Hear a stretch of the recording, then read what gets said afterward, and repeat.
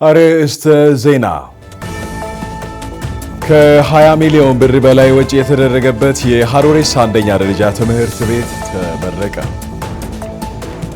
ባለፉት 9 ወራት የጤና አገልግሎት ተደራሽ ለማድረግ በተሰሩ ስራዎች አበረታች ውጤቶች መመዝገባቸውን የጌዶ ዞን ጤና መምሪያ አስታወቀ። በይርጋ ጨፌ ወረዳና ከተማ አስተዳደር አጠቃላይ ሴቶች አደረጃጀት የብልጽግና ፓርቲ አባላት ድጋፍ ሰልፍ ተካሄደ። በዜና 7 ከስፖርታዊ ጉዳዮች የምንመለከተው በ24ኛው የአፍሪካ አትሌቲክስ ሻምፒዮና ኢትዮጵያ 15 ሜዳሊያዎችን በመሰብሰብ አጠናቃለች። ብሩኖ ፈርናንዴዝ ታሪክ በተጋራበት ጨዋታ ማንቸስተር ዩናይትድ ኖቲንግሃም ፎረስትን አሸንፏል። የሚሉት በዜና 7 ወጃችን አቤት አድርገን ከምንመለከታቸው መካከል ይሆናል።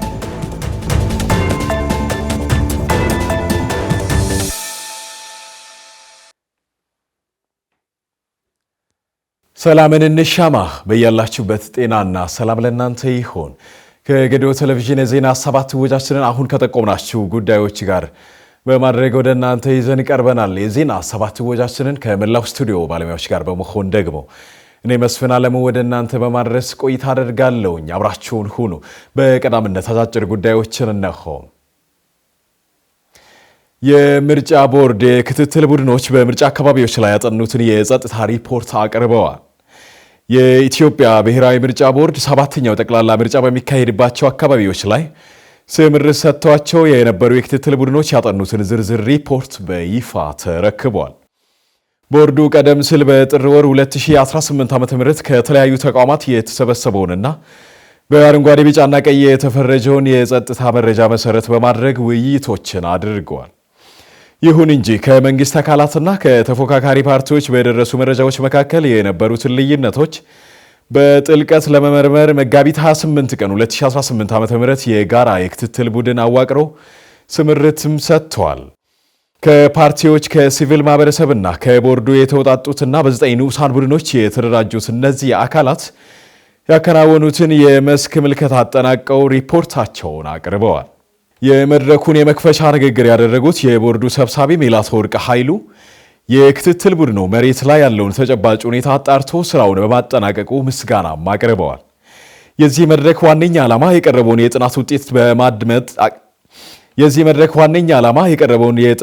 በማድመጥ ቀጣይ አቅጣጫዎችን ለማስቀመጥና የባለድርሻ አካላትን ኃላፊነት በምክረ ሐሳብ ለማበልጸግ መሆኑንም ነው የገለጹት።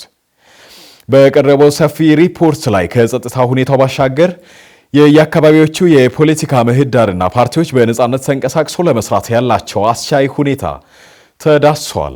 በተጨማሪም የህዝቡ ተነሳሽነትና የምርጫ ካርድ አወሳሰድ ሂደትን ጨምሮ በርካታ ወሳኝ ጉዳዮች ተመልክተዋል።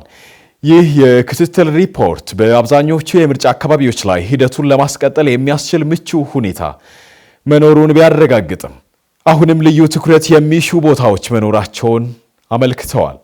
በጥናቱ ግኝቶች ላይ የቦርዱ ሰብሳቢ ሜላትወርቅ ኃይሉና ምክትል ሰብሳቢ ተስፋዬ ነዋይ መድረኩን በመምራት ከተሳታፊዎች ጋር ሰፊ ውይይትም አድርገዋል። በውይይቱም ስለ አጠቃላይ የጸጥታና መዋቅራዊ ተግዳሮቶች እንዲሁም መወሰድ ስለሚገባቸው የእርምት እርምጃዎች ሰፊ ሐሳብ ተንጸባርቋል። የተሳታፊ ፓርቲዎችና የሲቪል ማህበረሰብ ተወካዮች ቦርዱ በቀጣይ ሊያደርገው ስለሚገባው ጥብቅ ቁጥጥር ገንቢ አስተያየቶችን የሰጡ መሆኑን ከምርጫ ቦርድ የተገኘው መረጃ ያመላክታል። የኢትዮጵያ ብሮድካስቲንግ ኮርፖሬሽን ዘግቦታል።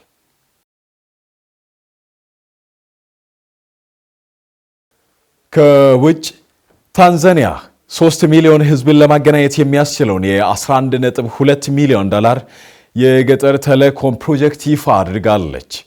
የመንግስት የገጠር ኮሚኒኬሽን ማስፋፊያ መርሃ ግብር በደረጃ 10 በቂ የግንኙነት አገልግሎት በማያገኙ አካባቢዎች 287 የኮሚኒኬሽን ማማዎችን እየገነባ መሆኑን የዓለም አቀፍ ኮሚኒኬሽን አገልግሎት ተደራሽነት ፈንድ ተጠባባቂ ዋና ስራ አስፈጻሚ አልበርት ሪቻርድ አስታውቀዋል። እንደ አውሮፓውያን አቆጣጠር በታህሳስ ወር 2025 የተጀመረውና ለ15 ወራት የሚቆየው ይህ ፕሮጀክት ሚዋንዛ፣ ሪኮዋ፣ ማኒያራ እና ዛንዚባርን ጨምሮ በታንዛኒያ ክልሎች የሚገኙ 287 ወረዳዎችን ተደራሽ የሚያደርግ ሲሆን በ359 መንደሮች የሚኖሩ ወደ 3 ሚሊዮን ገደማ ነዋሪዎችን ተጠቃሚ ያደርጋል ተብሏል። አርቴል፣ ቬዶኮም፣ ያዝና ቲቲሲ የተሰኙት የቴሌኮም ኩባንያዎች የማማዎቹን ግንባታ ወደ ስራ የሚቀይሩት ይሆናልም የተባለ ሲሆን ይህ ተነሳሽነት 8.5 ሚሊዮን ታንዛኒያውያንን ያገናኘውንና በቅርቡ የተጠናቀቀውን የ758 ማማዎች ፕሮጀክትን ተከትሎ የመጣም ነው ተብሏል። ተቋሙ በአሁኑ ወቅት የኮሚኒኬሽን ማማዎቹን ወደ 3G እና 4G ደረጃ እያሳደገ ከመሆኑም በላይ በትምህርት ቤቶች ያለውን የዲጂታል ተደራሽነት እያስፋፋ እንደሚገኝና ይህም ልዩ ፍላጎት ላላቸው ተማሪዎች የሚሆኑ የመርጃ መሳሪያዎችን የማካተቱን ዋና ስራ አስፈጻሚው ጠቅሰዋል። የደረጃ 11 ፕሮጀክት በሌሎች ቁልፍ የመሰረተ ልማት አውታሮች ላይ ተግባራዊ እንዲሆን መታቀዱንም ነው ሪቻርድ በማጠቃለያቸው የገለጸው። ስፑትኒክ አፍሪካ የዘገባችን ምንጭ ነው።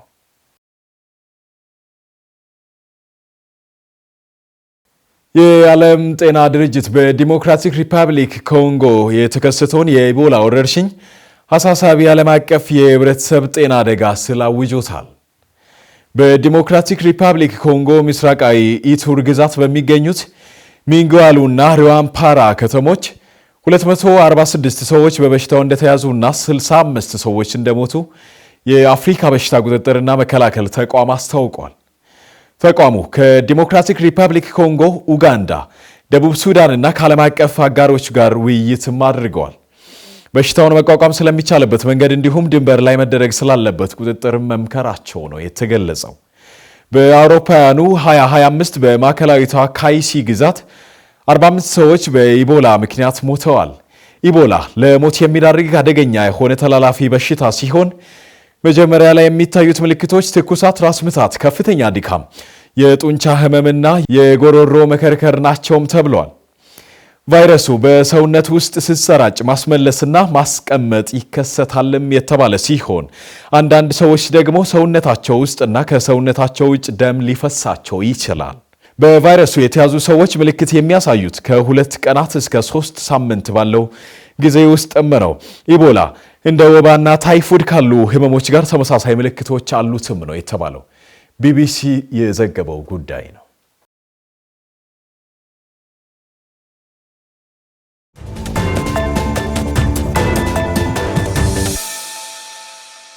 ተመልካቾች ከጌዲዮ ቴሌቪዥን የምትከታተሉት የዜና 7 ወጃችን አሁን በዝርዝር ወደ ተመለከታቸው ጉዳዮች ይዘልቃል። ከ20 ሚሊዮን ብር በላይ ወጪ የተደረገበት የሃሮሬሳ አንደኛ ደረጃ ትምህርት ቤት ተመርቆ ለአገልግሎት ክፍት ሆኗል። ዲላ ዩኒቨርሲቲ ከፍሊንትስቶን ኢንጂነሪንግ ጋር በመሆን ከ20 ሚሊዮን ብር በላይ ወጪ የተደረገበትን የሃሮሬሳ አንደኛ ደረጃ ትምህርት ቤት አስመርቆ ለማህበረሰቡ አስረክቧል። ደመላሽ ጉልማ ተከታዩን ይዟል።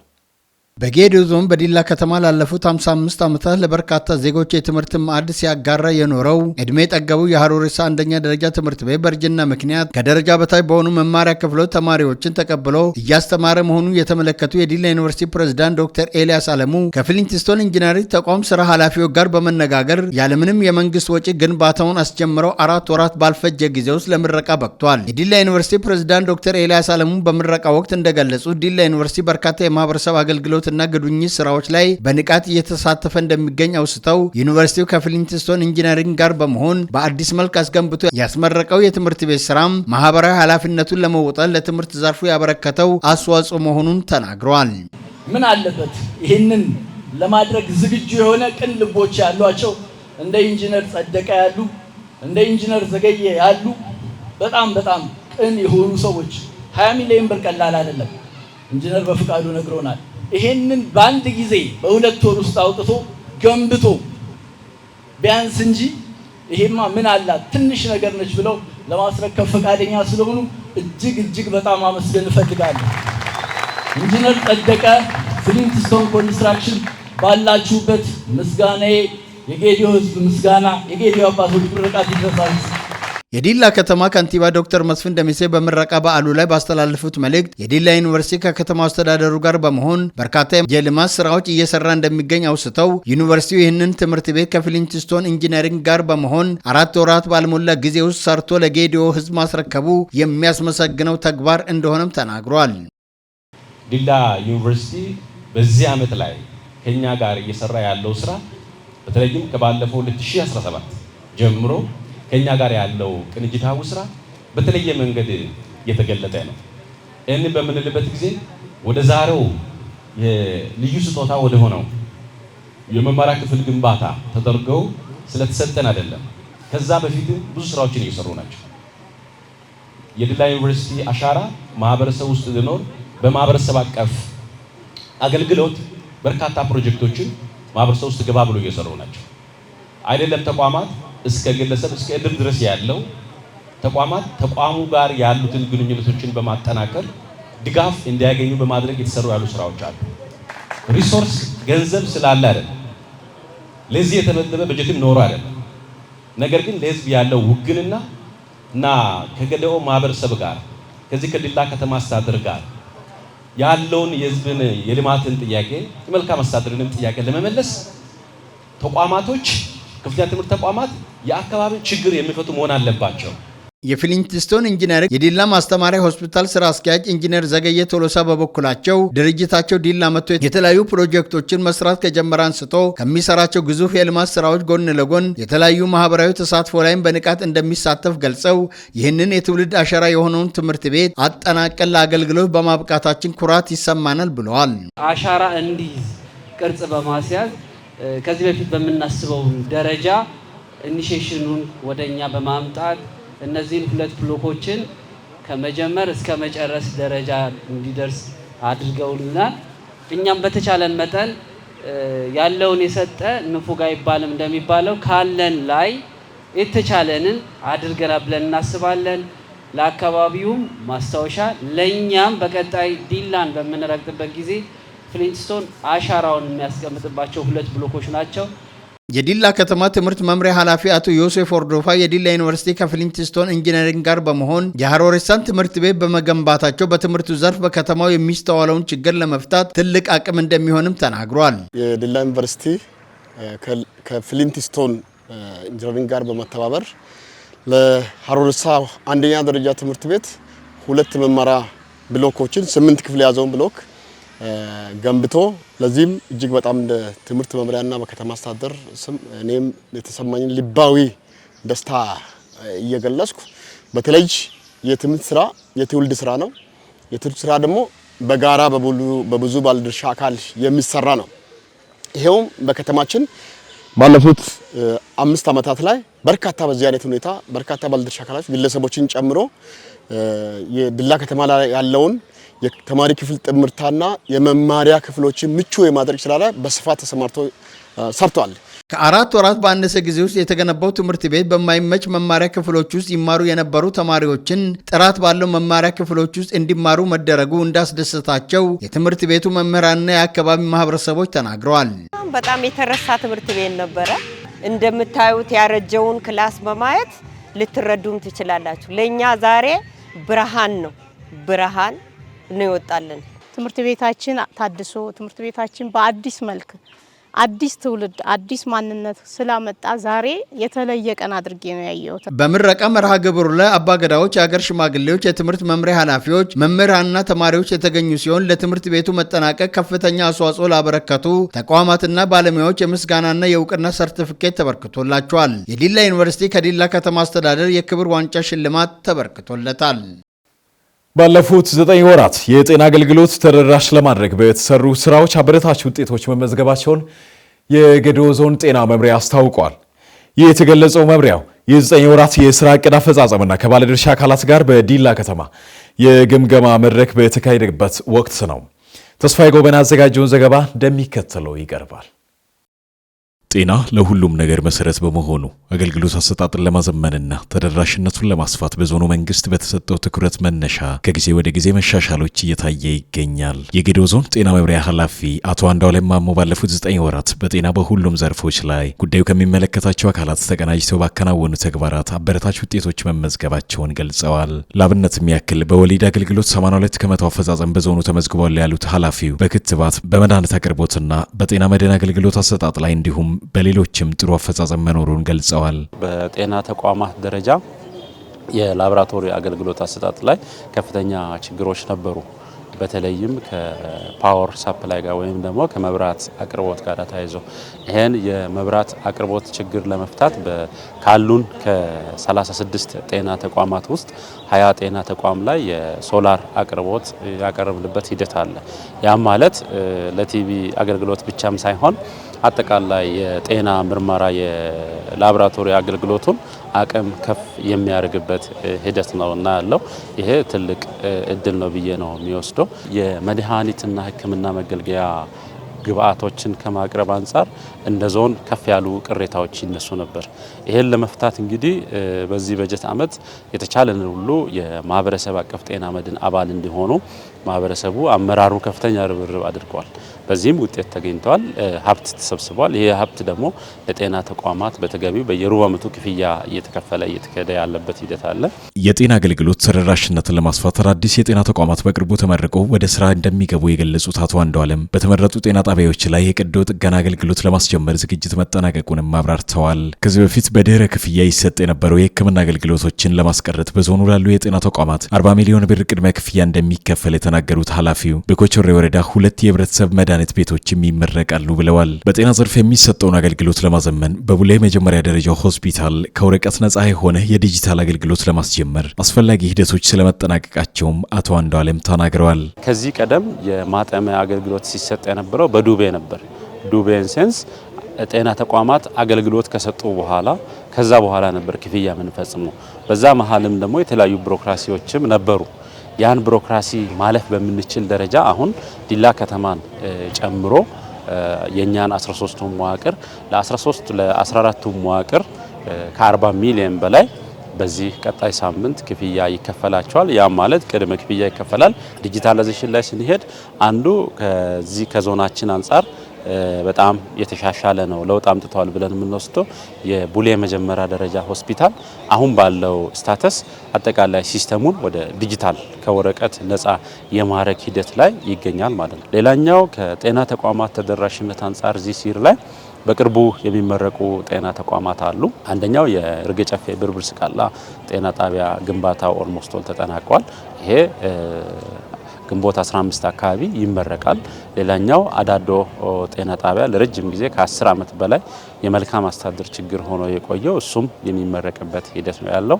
ሌላው ከ5 ዓመት በላይ የቆየው የደቦታ ሁለተኛ ትውልድ ወናጎ ወረዳ ላይ ያለው እሱም በቅርቡ የምናስመርቅ ይሆናል።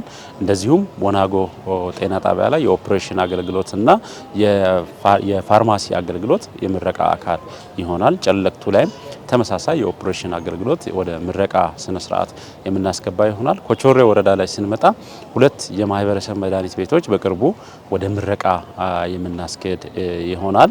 በመድረኩ ያነጋገርናቸው ከቡሌ ገደብ ከተማና ከኮቾሬ የጤና ጽሕፈት ቤት ኃላፊዎች በባለፉት 9 ወራት ላይ በእናቶች ወሊድ አገልግሎት በህፃናት ክትባትና በጤና ኤክስቴንሽን ፕሮግራም የተሰሩ ስራዎችን ጠቁመው ደካማ አፈጻጸም የታየባቸውን ደግሞ ለማሻሻል ተቀናጅተው እንደሚሰሩም ገልጸዋል።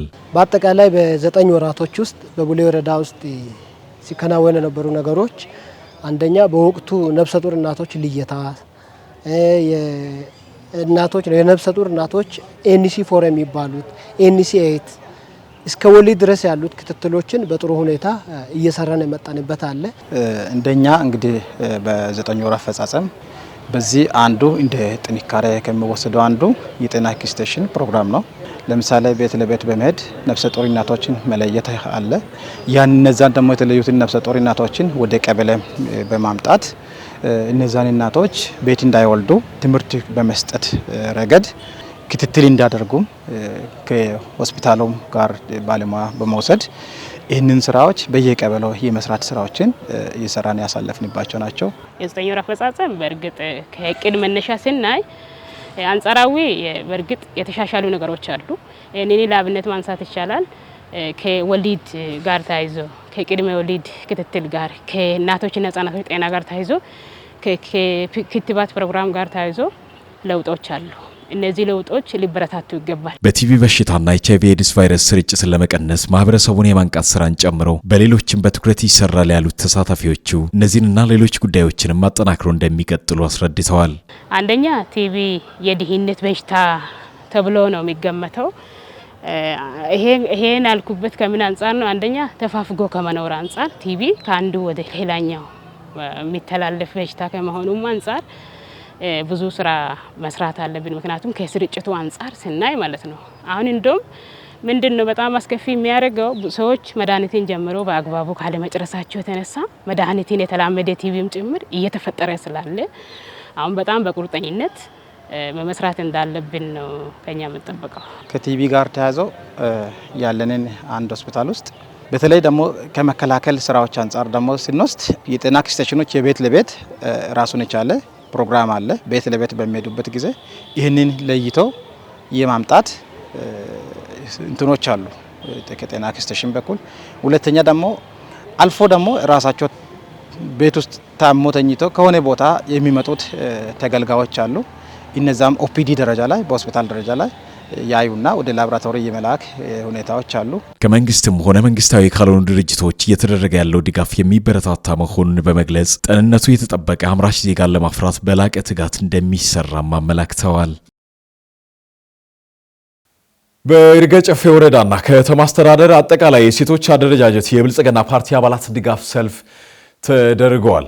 የድጋፍ ሰልፉ በወረዳና ከተማ አስተዳደሩ የብልጽግና ፓርቲ የሴቶች ክንፍ አስተባባሪነት የተካሄደ ሲሆን ብልጽግና ፓርቲን ወክለው በክልሉ ምክር ቤት የሚወዳደሩ እጩዎችን የማስተዋወቅ ስነ ስርዓትም ተካሂዷል።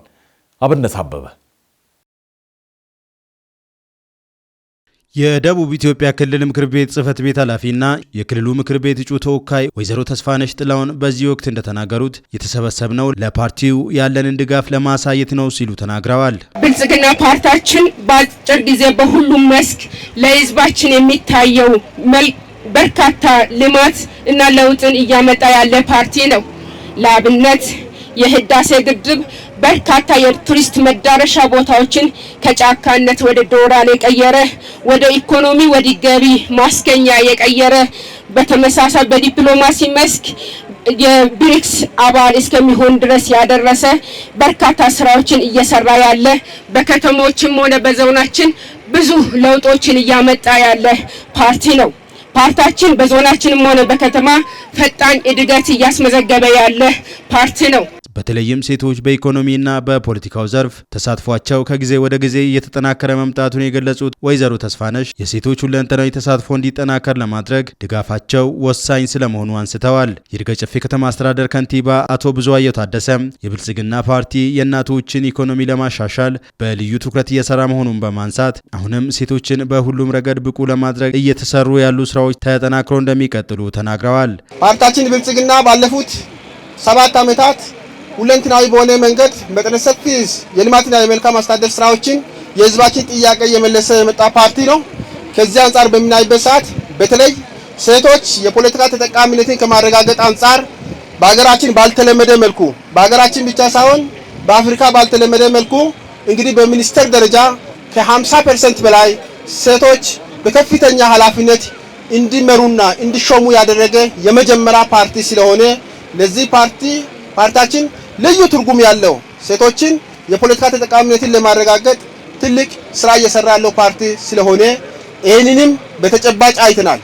እናቶች ፓርቲውን ለመደገፍ ያላቸውን ቁርጠኝነት በድጋፍ ሰልፉ ያሳዩ እንደሆነ የገለጹት የይርጋ ጨፌ ወረዳ ዋና አስተዳዳሪ አቶ ዳዊት ቡኔ ፓርቲው ከዚህ በፊት ይነሱ የነበሩ ጥያቄዎችን አንድ ባንድ ለመመለስ በወሰደው ቁርጠኝነት እናቶች በሁሉም ዘርፍ ለውጥ እንዲያሳዩ ምክንያት ሆነዋል ብለዋል።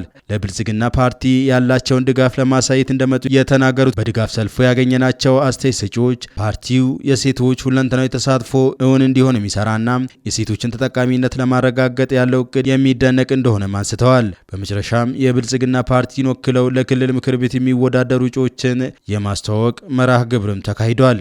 እንግዲህ ፓርቲ ለሴቶች ያላደረገ ነገር የለም። ከላይ እስከ ታች ከኩሽና እስከ ማሳ ከማሳ እስከ ጠቅላይ ሚኒስትርነት እስከ ሚኒስትርነት ደረጃ ድረስ ሴቶች እንዲደርሱና ባለንበት እኛ ሴቶች ባለንበት በተሰማራንበት ያው ከዚህም የተሻለ ሴቶች በአካባቢ ብቻ ነበረ አመልቶ የሚያድሩት። ዛሬ ኤክስፖርተር ሆኖ ከአገር አልፎ እስከ ውጭ ኤክስፖርተር እስከሚያደርጉ ድረስ ከመንደር አልፎ ሚኒስተር እስከምትሆን ድረስ ያበቃ ፓርቲ ነው። ለሰባተኛ ዙር ለሚካሄደው ጠቅላላ ሀገራዊ ምርጫ ቅድመ ዝግጅት ማጠናቀቃቸውን የገደብ ከተማ ነዋሪዎች ገልጸዋል። ምርጫው ሰላማዊ፣ ዲሞክራሲያዊና ታማኒ እንዲሆን የበኩላቸውን እንደሚወጡ ነው የተናገሩት። ተናኘ ሳሙኤል ዘገባውን አጠናክራለች። አብነት አበበ ተመልክቶታል። ግንቦት 24 ለሚደረገው ሰባተኛ ሀገራዊ ምርጫ እንደዚህ ጋር የሚጠበቀውን ሁሉ ቅድመ ዝግጅት አጠናቀው ቀኑን በመጠባበቅ ላይ እንዳሉ የገደብ ከተማ ነዋሪዎች ተናግረዋል። እንግዲህ ያው በተባለው ሰዓት ተመዝግቤ ካርዱን ይዣለሁ ለመምረጥ። ይህንን ዝግጅት አድርጌ እየተጠባበቅኩ ነው ያለሁት። እኔ ያው እንደ አንድ ህብረተሰብ ካርድ ወስጃለሁኝ። ግንቦት 24 ነው የምጠበቀው ድምጽ ለመስጠት በሰላምና ሰላም እንዲጠናቀቅ ነው ምኞቴ። እንግዲህ ያው ካርድ በመወሰድ ተዘጋጅቻለሁ። በሌላ ደግሞ የእግዚአብሔርን መልካም ፈቃድ እየጠየቁኝ መቼና መቼ ሆነ ያቀን እያልኩ የእግዚአብሔርን ተስፋ እየተባበኩ ነው። ያስተዳድረኛል የሚሉትን መንግስት ለመምረጥ የተሰጠ እድል ስለሆነም ማህበረሰቡ ይህንኑ በመረዳት እድሉን እንዲጠቀምም አሳስበዋል። አንድ ጊዜ ካርዱን ወስዷል። የራሱ የሆነውን ያለውን የተሰራን ስራ በመገምገም ለዘላቂ ኑሯችንም ሰላማዊ ምርጫ የሆነ እንዲመርጡ ያለንን በየጎረቤትና መቀስቀስ ነው ያለብን እንጂ ምርጫውን ካርድ ወስዶ መተው ይሄ አግባብ አይደለም ብዬ ነው የምለው። ካርድ ወስዶ አለመምረጥ ማለት የራሱን እድል በራሱ አለመወሰን ማለት ነው። ማንንም ይምረጥ ማንንም እየተገደደ የለም። ካርድ እስከወሰደ ድረስ እድሉን መጠቀም መቻል አለበት። ሰላም ለሁሉም ነገር አስፈላጊ ነው ያሉት ነዋሪዎቹም ሰባተኛው ሀገራዊ ምርጫ በሰላም እንዲጠናቀቅ ሁሉም የበኩሉን መወጣት አለበት ሲሉም ገልጸዋል። በዋናነት ያው ህዝቡ እግዚአብሔርን እየለመነ እየጸለየ ለዛ ቀን በሰላም ምርጫው እንዲቋጭ እንዲጠናቀቅ የህዝቡ ምርጫ የኔም ፍላጎት እንደዛ ቢሆን መልካም ነው ይላል።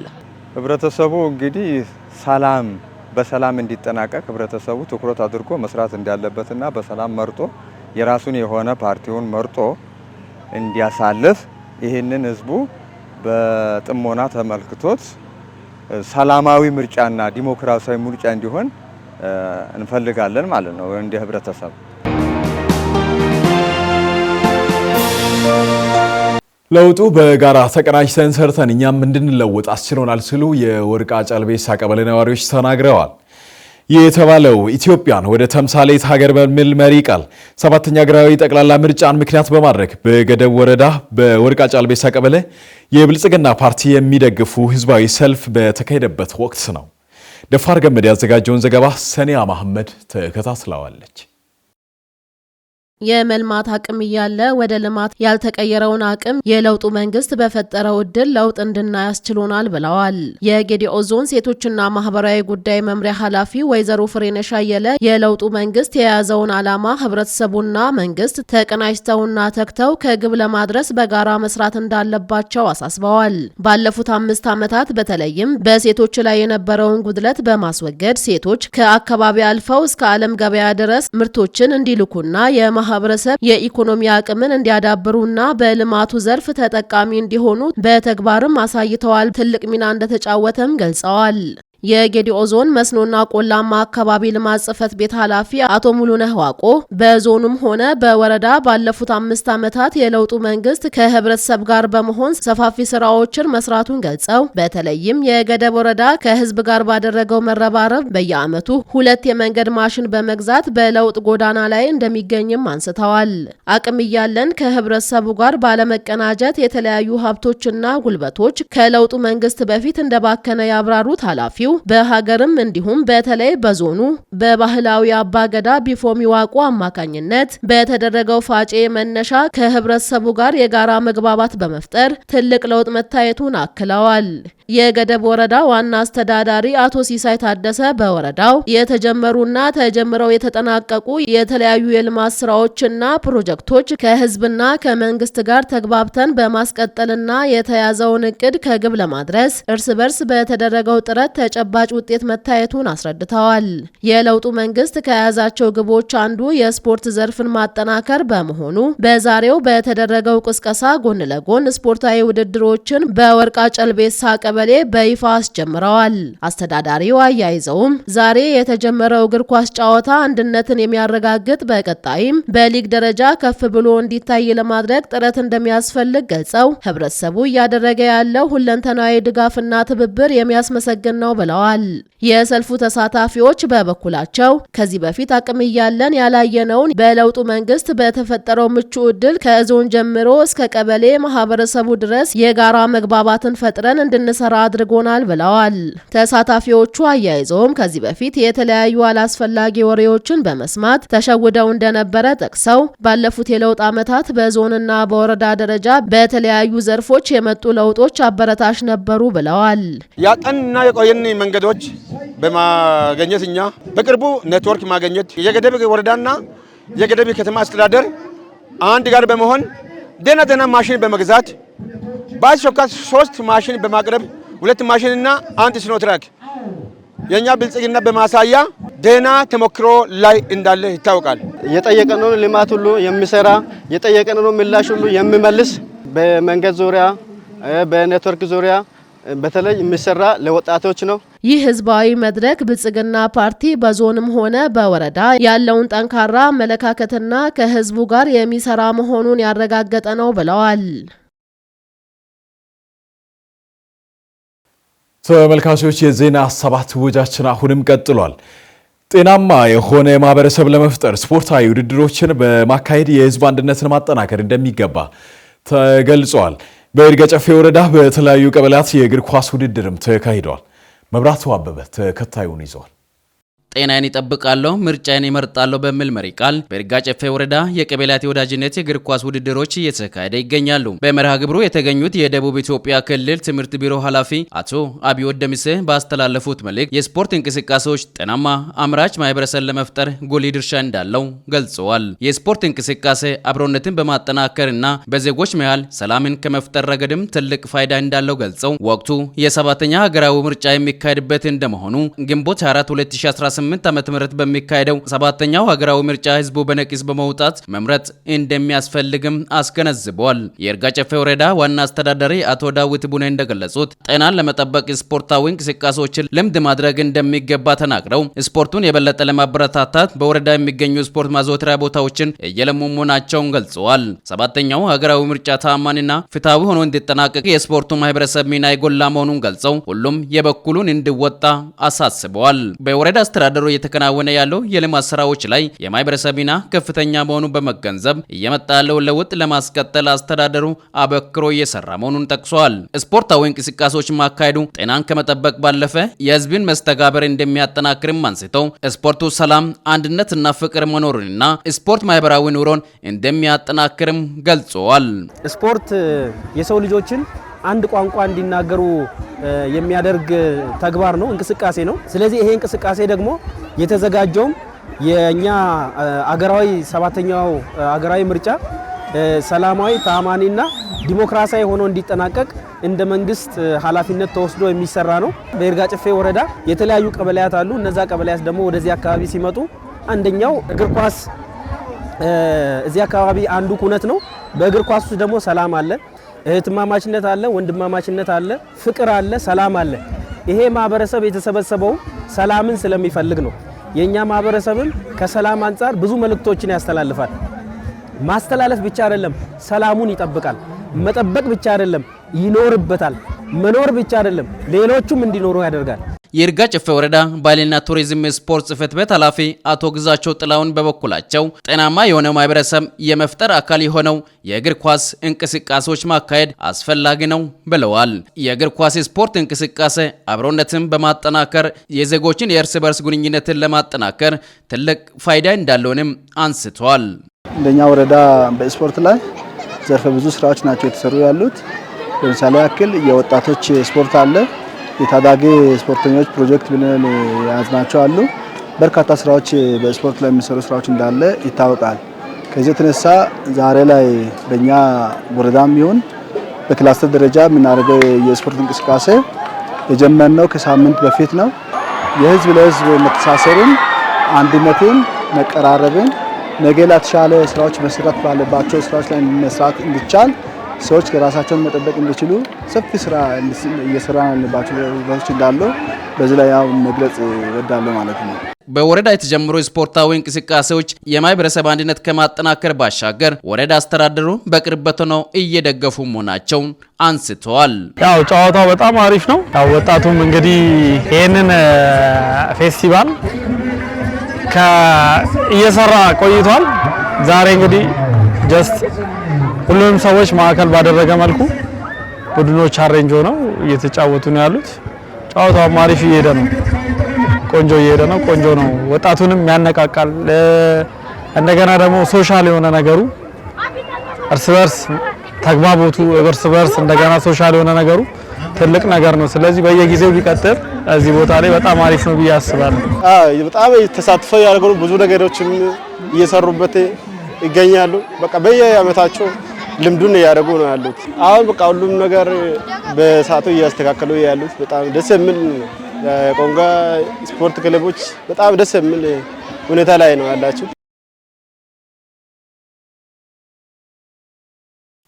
ሰባተኛውን ዙር የጠቅላላ ሀገራዊ ምርጫን በማስመልከት በይርጋ ጨፌ ወረዳ በኢዲዶ ቀበሌ የድጋፍ ሰልፍ ለብልጽግና ፓርቲ ተካሂደዋል።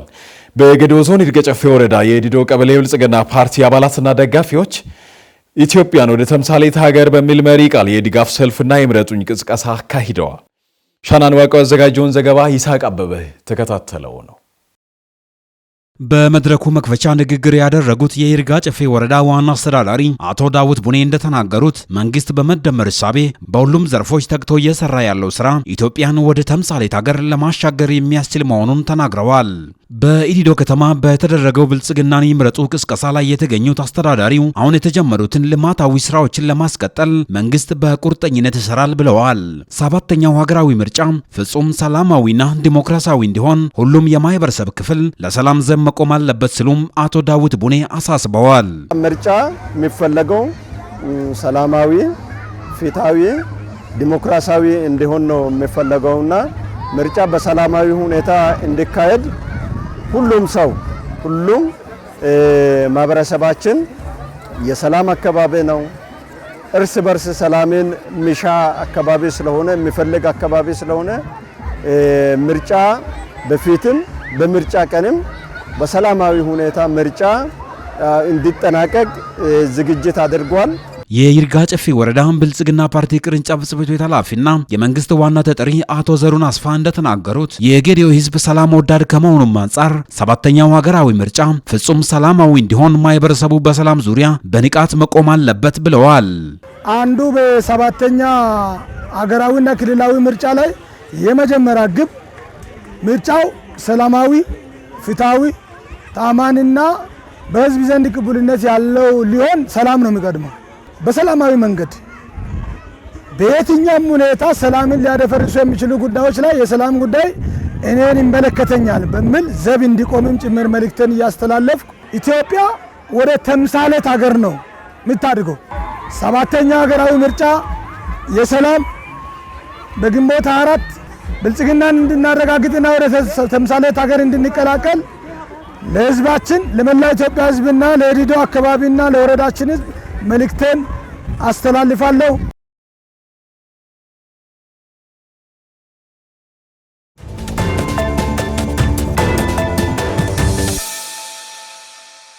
የተከታተላችሁትን የዜና ሰባት ወጃችንን ከማጠቃለላችን በፊት አበይት ጉዳዮችን ልናስታውሳችሁ ነው። ከ20 ሚሊዮን ብር በላይ ወጪ የተደረገበት የሀሮሪሳ አንደኛ ደረጃ ትምህርት ቤት ተመረቀ። ባለፉት 9 ወራት የጤና አገልግሎት ተደራሽ ለማድረግ በተሰሩ ስራዎች አበረታች ውጤቶች መመዝገባቸውን የጌዴኦ ዞን ጤና መምሪያ አስታወቀ። በይርጋ ጨፌ ወረዳና ከተማ አስተዳደር አጠቃላይ የሴቶች አደረጃጀትና የብልጽግና ፓርቲ አባላት ድጋፍ ሰልፍ ተካሄደ። ምሉት በዜና ሰባት ወጃችን አበይት አድርገን ከተመለከትናቸው ጉዳዮች ስፖርታዊ ዘገባዎችን ጨምሮ ዋነኞቹ ሲሆኑ የዜና ሰባት ወጃችን በተከታተላችሁት መልኩ ተጠናቋል። የዜና ሰባት ወጃችንን ደግሞ ከመላው ስቱዲዮ ባለሙያዎች ጋር በመሆን እኔ መስፍን አለሙ ወደ እናንተ ሳደርስ ቆይታ አድርጌያለሁ። ዜና 7 ውጃችንን ስለተከታተላችሁ ከልብ እያመሰገንን ዜና 7 በዚሁ ያበቃል። ሰላምን እንሻማ። በያላችሁበት ጤናና ሰላም ለእናንተ ይሁን። መልካም ጊዜ